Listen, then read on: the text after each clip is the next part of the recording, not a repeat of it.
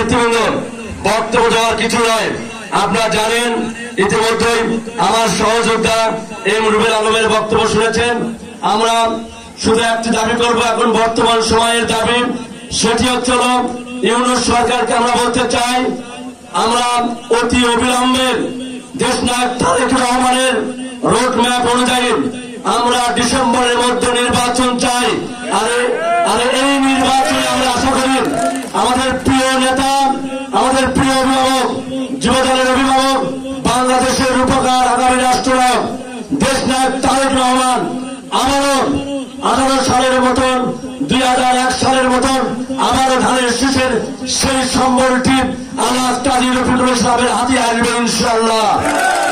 খালেদা জিয়ার ভয় নাই, তারেক জিয়ার ভয় নাই, কাজী রফিকের ভয় নাই।